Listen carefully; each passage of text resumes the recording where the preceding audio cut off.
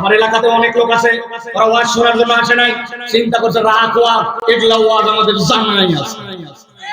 এরকম পিকআপ নেওয়া লোক আছে না ভাই? ওদেরকে যদি ঠাইসে ধরে নেয়, দুনিয়ার তো সব জানছে, বল তো গোসলের ফরজ কয়টা? পিকআপ নিয়ে বলছে তিনটে। চিন্তা করছে যে শার্ট আর যে জুতা লাগাইছে আর হাতে অ্যান্ড্রয়েড ফোন, তো দুনিয়ায় নাই। চিন্তা করছে হারা যাবে না, কোন রকম তালে গলে বলছে তিনটা। একজন ঠাইসে ধরছে, তিনটা তো বলছিস কিন্তু কি কি বল?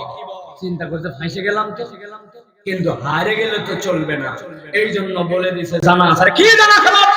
বলতেছে একটা ফরজ লুঙ্গি, গামছা, বস্তা।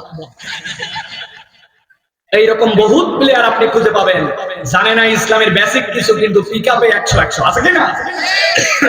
অনেক মুরব্বী আবার খুশি হয়েছে, ছেলে পেলে কিছুই জানে না, বেয়াদব হয়ে গেল ছেলেরা।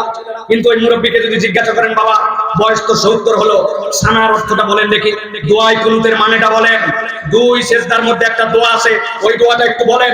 মুরব্বী তো খেপে চড়চড়া হয়ে গেছে, বলতে চা তোর বাপের বিয়া পড়াইছি আমি, তুই আমার সানার অর্থ ধরিস? আছে কিনা?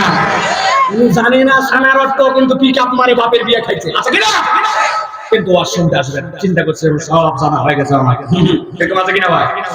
এই জন্য আমি অনেক জায়গায় বলি, কোরআনের মাহফিলে সবাই আসতে পারে না, ধৈর্য ধরে সবাই বসতে পারে না।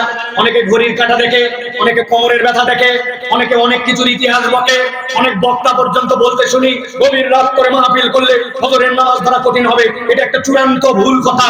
যেই বেটা ফজরের নামাজ পড়ে, মাহফিলের দিনে তার মাহফিল করার কারণে নামাজ কাজা হবে না। ওরা 4টায় শুনেও ফজরে উঠে, আর যেই বেটা পড়ে না, ও 12 মাসই পড়ে না। ঠিক না?